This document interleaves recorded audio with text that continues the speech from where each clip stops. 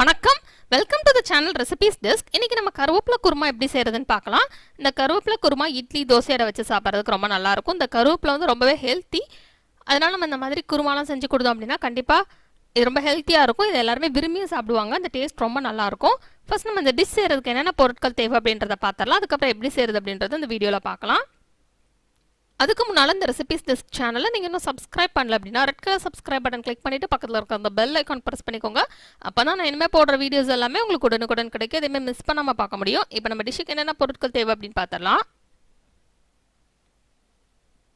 ஒரு சின்ன துண்டு பட்டை, 3 கிராம்பு, 1 டீஸ்பூன் சோம்பு, 1 டீஸ்பூன் சீரகம், 1/2 டீஸ்பூன் மிளகு, 2 சிகப்பு வத்தல், 10 பல் பூண்டு, 1/4 கப் கருவேப்பிலை, 1 டேபிள் ஸ்பூன் வறுத்த நிலக்கடலை, ஒரு துண்டு தேங்காய், ஒரு சின்ன துண்டு இஞ்சி, 5 பச்சை மிளகா, 1 டீஸ்பூன் வத்தல் தூள், 1 டீஸ்பூன் மல்லித்தூள், 1/2 டீஸ்பூன் மஞ்சள் தூள், 1/4 டீஸ்பூன் கரம் மசாலா, 5 சின்ன வெங்காயம், 3 பெரிய வெங்காயம், மல்லி இலை ஒரு கைப்பிடி அளவுக்கு கட் பண்ண வர மாதிரி எடுத்து வச்சுக்கோங்க. ஃபஸ்ட்டு நம்ம ஒரு கடாய் எடுத்துக்கிடலாம். எடுத்துகிட்டு அதில் 1 டேபிள் ஸ்பூன் எண்ணெய் சேர்த்துடலாம்.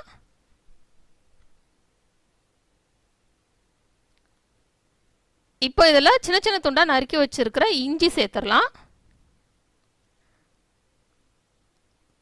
சேர்த்துட்டு இதை ஃப்ரை பண்ணிடலாம். இஞ்சி பூண்டுலாம் நம்ம எண்ணெயிலே ஃப்ரை பண்ணுறப்போ அந்த டேஸ்ட் நல்லாயிருக்கும், அந்த ஃப்ளேவரும் நல்லாயிருக்கும். இப்போ இஞ்சி ஃப்ரை ஆனதுக்கப்புறம் தோல் உரிச்சு வச்சுருக்கிற பூண்டு சேர்த்துடலாம். சேர்த்துட்டு இப்போ இதையும் ஃப்ரை பண்ணிடலாம். நல்லா இஞ்சி பூண்டுலேருந்து வாசனை வர ஆரம்பிக்கிறப்போ இதில் நம்ம அந்த பிளேட்டில் வச்சுருந்தோம்ல அது எல்லாத்தையுமே சேர்த்துடலாம். பட்டை, கிராம்பு, சீரகம், சோம்பு, மிளகு சேர்த்துட்டு ஃப்ரை பண்ணிடலாம். இதை வந்து நல்லா லோ ஃப்ளேமில் வச்சே ஃப்ரை பண்ணுங்கள். லேசாக ஃப்ரை பண்ணால் போதும். லேசாக இதை ஃப்ரை பண்ணி விட்டுட்டு நம்ம பச்சை மிளகா சேர்த்துடலாம். நம்ம வெங்காயம் அதெல்லாம் சேர்க்குறப்போ அந்த வெங்காயம் வதங்குற டைமில் இதெல்லாம் நல்லாவே ஃப்ரை ஆகிடும். நம்ம இப்போவே ரொம்ப ஃப்ரை பண்ணிட்டோன்னா அது கடைசியில் தீஞ்சிடும். அதனால் லேசாக ஃப்ரை பண்ணி விட்டுட்டு பச்சை மிளகா சேர்த்துருங்க. சின்ன சின்ன துண்டாக நறுக்கி சேர்த்துடலாம் பச்சை மிளகாவை. நெக்ஸ்ட் இதில் நறுக்கி வச்சிருக்கிற வெங்காயம் சேர்த்துடலாம். இப்போ வெங்காயம் சேர்த்துட்டு நம்ம தேவையான அளவு உப்பு சேர்த்துடலாம். வெங்காயம் சேர்த்துட்டு உப்பு சேர்த்தோம் அப்படின்னா வெங்காயம் வந்து ரொம்ப ஈஸியாக ஃப்ரை ஆயிரும். அப்பப்போ கிண்டி விட்டுக்கலாம், அப்போ தான் அடி பிடிக்காமல் இருக்கும். வெங்காயம் நல்லா ப்ரௌன் கலர் ஆகட்டும். இப்போ உப்பு சேர்த்தாச்சு.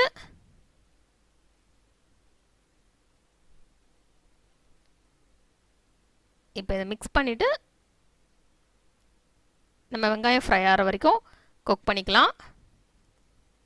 இப்போ வெங்காயம் நல்லா கலர் சேஞ்ச் ஆகிடுச்சு, நல்லா ப்ரௌன் கலராக மாறிடுச்சு. நெக்ஸ்ட் இதில் நம்ம கருவேப்பிலை சேர்த்துடலாம். கருவேப்பிலையை நல்லா கழுவிட்டு சேர்த்துடலாம். சேர்த்துட்டு அதை நல்லா மிக்ஸ் பண்ணி விட்டலாம். நல்லா அந்த கருவேப்பிலை ஃப்ரை ஆகட்டும். இந்த கருவேப்பிலை நல்லா ஃப்ரை ஆச்சுன்னா அந்த டேஸ்ட் நல்லாயிருக்கும். அதனால் கருவேப்பிலை ஃப்ரை ஆகிற வரைக்கும் நம்ம மிக்ஸ் பண்ணி விட்டுட்டுருக்கலாம்.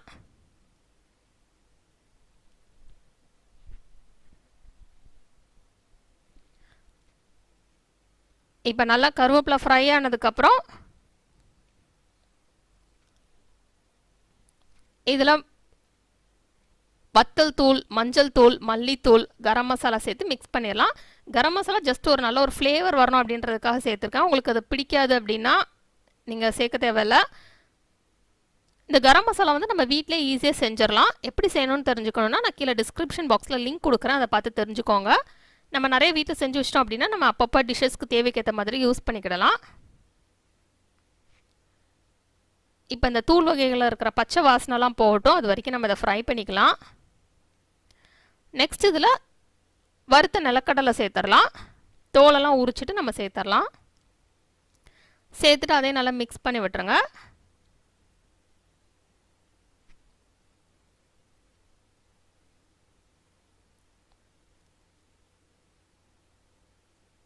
நெக்ஸ்ட் இதில்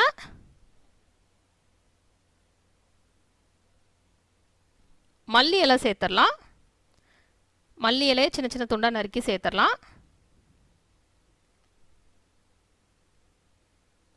சேர்த்துட்டு அதையும் நல்லா மிக்ஸ் பண்ணிடலாம்.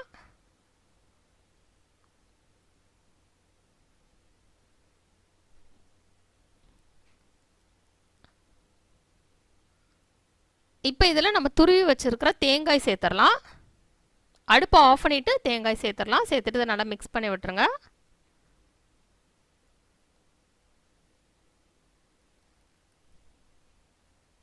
ஒரு தேங்காய் துண்டு வச்சுருந்தாலும் அதை வந்து நம்ம மிக்சியில் ஒரு சுற்றினாலும் சரி, அல்ல நீங்கள் தேங்காய் துருவல் வச்சுருந்தாலும் சரி நீங்கள் சேர்த்துக்கிடலாம்.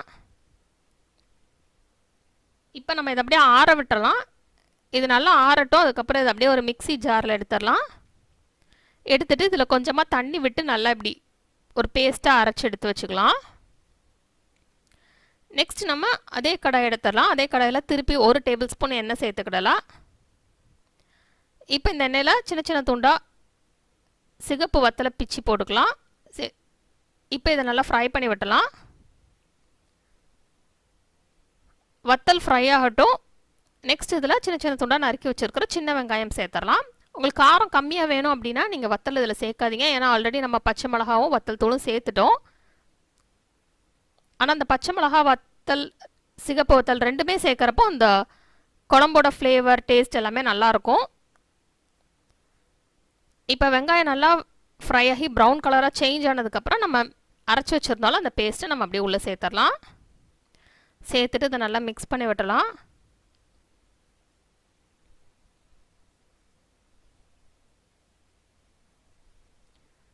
இப்போ இதை நல்லா மிக்ஸ் பண்ணியாச்சு.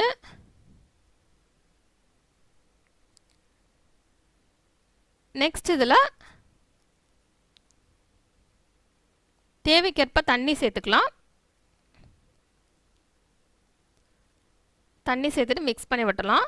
உங்களுக்கு குருமா என்ன கன்சிஸ்டன்சியில் வேணுமோ நீங்கள் அதுக்கேற்ற மாதிரி தண்ணி சேர்த்துக்கோங்க.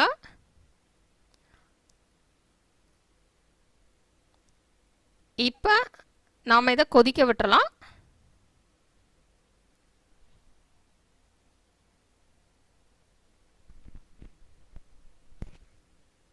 இதை நான் இப்போ மூடி வச்சு கொதிக்க விட போகிறேன். நல்லா ஒரு 5 நிமிஷம் கொதிச்சிடட்டும். இப்போ இது நல்லா கொதிச்சிருச்சு. பார்த்திங்கன்னா நல்லா திக்காயிடுச்சு.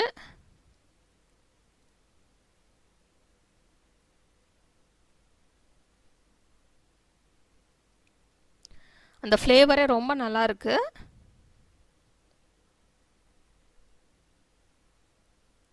இப்போ நம்ம ஸ்டவ் ஆஃப் பண்ணிடலாம். நமக்கு சுவையான கருவேப்பிலை குருமா ரெடி ஆயிடுச்சு. இதை நம்ம இட்லி தோசையோட வச்சு சாப்பிட்லாம். அந்த டேஸ்ட் ரொம்ப நல்லாயிருக்கும். கண்டிப்பாக நீங்கள் இந்த ரெசிபியை வீட்டில் ட்ரை பண்ணி பாருங்கள். இந்த ரெசிபி உங்களுக்கு பிடிச்சிருந்தனா லைக் பட்டன் கிளிக் பண்ணுங்கள். உங்கள் ஃப்ரெண்ட்ஸோட இந்த ரெசிபியை ஷேர் பண்ணுங்கள். மறக்காமல் இந்த சேனலுக்கு சப்ஸ்கிரைப் பண்ணிவிட்டு பக்கத்தில் இருக்கிற அந்த பெல் ஐக்கான் கிளிக் பண்ணுங்கள். அப்போ தான் நான் இனிமேல் போடுற வீடியோஸ் எல்லாமே உங்களுக்கு உடனுக்குடன் கிடைக்கும். எதையுமே மிஸ் பண்ணாமல் பார்க்க முடியும். இந்த ரெசிபியை பார்த்ததுக்கு ரொம்ப நன்றி. தொடர்ந்து இந்த சேனலோட இணைந்திருங்கள் புதிய புதிய ரெசிபிகளுக்காக.